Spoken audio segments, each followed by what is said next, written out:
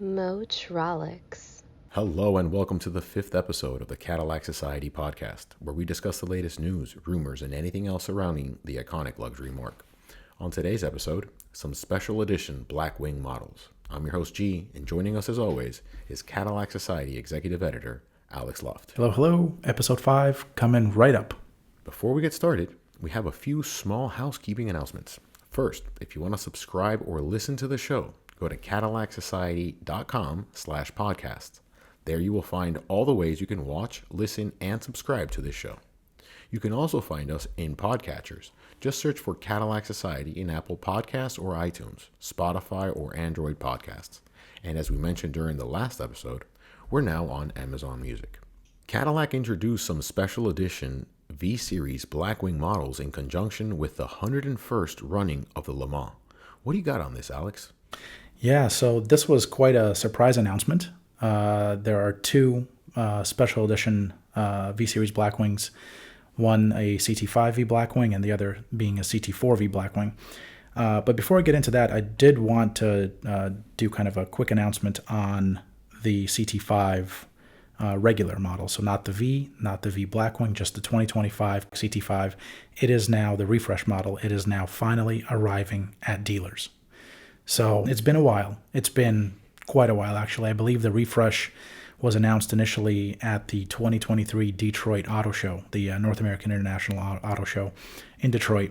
So now we're, mid-2024. Finally, they are landing. This is actually quite an important refresh, and I'm very much excited about it. So I cannot wait to see this thing. The exterior updates are pretty cool, I think, and also the interior updates and enhancements are even cooler. So that's something I wanted to get out of the way before we got into the special editions.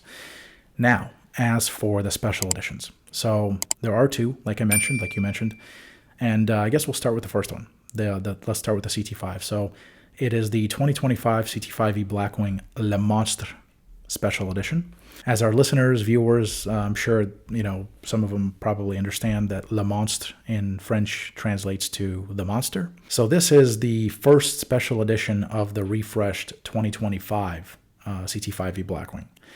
And it follows other collector series cars from Cadillac, specifically on the CT5-V Blackwing side. For instance, the 2024 CT5-V Blackwing Special Edition, the 23 CT5-V Blackwing 120th Anniversary Edition, and the introductory 2022 CT5-V Blackwing Collector Series. The name pays homage to the 1950 Cadillac Le Mans race car, which was nicknamed Le Monstre, as it was entered into the 24-hour of Le Mans race that year. Le Monstre competed alongside another Cadillac race car nicknamed Petit Pataud, which we'll get to in a few minutes because that is the other special edition that was announced. And at that time, Le Mans rules permitted participants to essentially rebody a stock chassis, and the car ended up looking nothing like the Cadillac Series 61 Coupe on which it was based. The car kind of had this wedge shape, and that was done to reduce weight and to improve aero. And under all that wedge, there was a 331 cubic inch V8 with 5 carbs, and it was rated at a whopping 160 horsepower, which for that time was actually very, very good. But, nowadays the CT5-V Blackwing puts out 668 horsepower, and that's, quite a difference. So that 160 horsepower, it actually enabled Le Monstre to hit a top speed of 130 miles per hour, which is 13 miles per hour faster than the Petit Pataud, which we'll get to here in a minute. Like I said, Le Monstre ended up finishing the race in 11th, which is one place behind the Petit Pataud. And that's because the driver of the Monster slammed into a sandbank on the second lap of the race. But even so, the car managed to climb its way back up to 11th from 35th place during the race. All right, so now to the special edition. So there's a few things taking place here on the vehicle itself. So on the exterior, there is an exclusive Magnus Metal Frost paint. There's also a Stormhawk blue carbon fiber package and royal blue brake calipers. There's a decal sporting the number 2 and a U.S. flag that adorns the lower portion of the front doors. And there's also the Le Monstre inscription that is found on the carbon fiber side skirt just below the rear doors. So that's the exterior. Inside, there are two exclusive colorways. The first is jet black / phantom blue, and the second is sky cool gray / phantom blue. So essentially, phantom blue is the repeating common element, common theme here. There's also Santorini accents and blue seat belts across both of the interior colorways. There are laser-etched door sill plates, a unique 3D printed manual transmission shifter medallion, and there is, like with all 2025 Cadillac CT5-V Blackwing units, there's that 33-inch LED display, the beautiful curved LED display that incorporates both the driver instrument panel as well as the infotainment system touchscreen running a Google built-in system. Production is planned for early 2025, and the rest of the car stays the same. So the powertrain goes unchanged. The supercharged 6.2-liter V8 LT4 gasoline engine, so 668 horsepower, 659 pound-feet of torque, rear-wheel drive, exclusive, no all-wheel drive, as is the case on the CT5-V Blackwing since its introduction for the 2022 model year. So that's the 2025 CT5-V Blackwing Le Monstre Special Edition. And then the second one is the 2025 Cadillac CT4-V Blackwing Petit Pataud Special Edition. So Petit Pataud, again, I'm not a French speaker, so I may be butchering that. If that's the case, I apologize. But in French, that translates to little clumsy. So just like the Le Monstre, the Petit Pataud is the first special edition of the 2025 CT4-V Blackwing. So it follows the 2024 CT4-V Blackwing Mondrian editions, the 2023 CT4-V Blackwing Track editions, and the introductory 2022 CT4-V Blackwing Collector Series. There's only 50 units that will be produced, and that is an homage to the 1950 Cadillac Series 61 Coupe that participated in the 24-hour Le Mans race that year, and that model was nicknamed Petit Pataud. Now, this one was equipped just like the Le Monstre. It was equipped with a 331 cubic inch V8 that developed 160 horsepower, which allowed the car to reach a top speed of 117 miles per hour. So that is slightly less, 130 for the Le Monstre and 117 for the Petit Pataud. And this was because the Le Monstre was slightly lighter and more aerodynamic than the Petit Pataud, and therefore the higher top speed.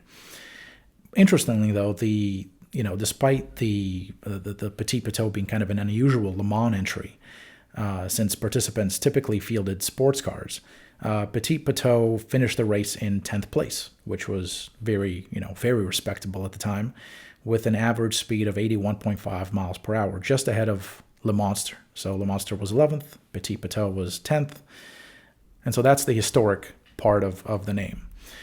Just like the Le Monstre, the Petit Pataud has exclusive Magnus metal frost paint, Stormhawk blue carbon fiber package as well, royal blue brake calipers, and unlike the Le Monstre, which has the number 2 decal, the Petit Pataud has a number 3 decal as well as a U.S. flag adorning the lower portion of the front doors. And there's also a Petit Pataud inscription on the carbon fiber side skirt just below the rear doors. Inside, there is the same kind of exclusive colorways, the two colorways that I mentioned for the Le Monstre. So that's jet black / phantom blue and sky cool gray / phantom blue. Santorini accents, blue seat belts, all that is the same as on the Le Monstre. Laser-etched door sill plates, present and accounted for, and the unique 3D printed manual transmission shifter medallion that is also part of the package. Production here will also begin in early 2025, and just like on the Le Monstre, the Petit Pataud, the powertrain does not change. It carries over from the regular CT4-V Blackwing, which is powered by the twin-turbo 3.6-liter LF4 gasoline engine, which cranks out a quite healthy 472 horsepower and 445 pound-feet of torque.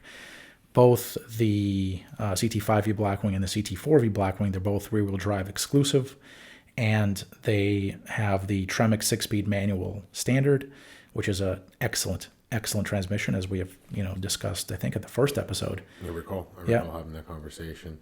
On the CT5-V Blackwing production numbers, I think it was. Yeah. That seems like it was ages ago now. It was only five episodes ago. So Tremec 6-speed manual standard, and the GM 10-speed automatic is an extra cost option. So those are the two Cadillac V-Series Blackwing Special Edition models that were announced just prior to the running of the Le Mans. And since we are talking about the Le Mans, let me give you a quick summary on that. So the race this year ran from June 16th through the 17th, and there were 3 Cadillac racing cars that kind of posted mixed results, if you will. So the number 2 V-Series R, it actually competed in the FIA World Endurance Championship Division. That's WEC or WEC. Meanwhile, the number 311 V-Series R and the number 3 V-Series R, those raced under the IMSA WeatherTech Sports Car Championship banner. So 2 different classes there. But unfortunately, the race did not go as well as they had hoped, really, for all 3. So starting with the number 2, that car started in 7th, and it led the race for quite a bit, actually. But it ultimately ended up crossing the line in 7th as weather just drenched the track. There was like a torrential downpour during the race, and that upset its handling. So essentially, it ended up crossing the line in 7th. The number 311 V-Series R, that had a much worse result, and it ran near the tail end of the top 10 until Pipo Derani spun off the course and piled into a tire barrier with under roughly about 6 hours left in the race. So after repairs were performed, the car went back out, and it finished 29th overall, or 15th in the hypercar class. And then the number 3 V-Series R, that did not finish the race at all because it suffered a punctured oil tank roughly, about 6 hours remaining in the race. So really cool Blackwing special editions. Not so great on the performance side of Cadillac racing. It looks like they had a rough day, man. They had a rough day, literally a day, right? Because it's 24 hours. It's such a grueling race. So anyone who even manages to finish one of these, that's just a huge achievement in and of itself. But, you take into account all the other variables and factors that can go wrong, and, they went wrong. And sometimes, the racing gods, maybe they're looking for somebody else to win. It's an interesting measuring stick, to be honest with you, just to see the endurance factor put in a race where you may have a good car coming in, the elements are going to test it, the time is going to test it, and apparently there's some room for improvement for next one around. But beautiful special editions coming up, and everybody should be pretty excited to see these on the road soon. Yeah, absolutely. That's all I got. Alrighty. Any final thoughts before we close up? Are we done with the A-pillar? You don't want to talk about the A-pillar on the Optic anymore? A little whoosha, man. No, I'm good. I've got that out of my system. I'm good. Alrighty, fantastic. Well, thank you all for joining us on the 5th episode of the Cadillac Society podcast. You can find this show at cadillacsociety.com/podcast and Metrolic's Network YouTube channel. Please remember to hit that like button and give us a follow to stay up to date on the latest Cadillac news. We are now on Apple Podcasts, Spotify, and Amazon Music, so be sure to subscribe and leave a review. Stay tuned for our 6th episode coming next week. In the meantime, be sure to visit CadillacSociety.com for the latest news and forums. Motrolics.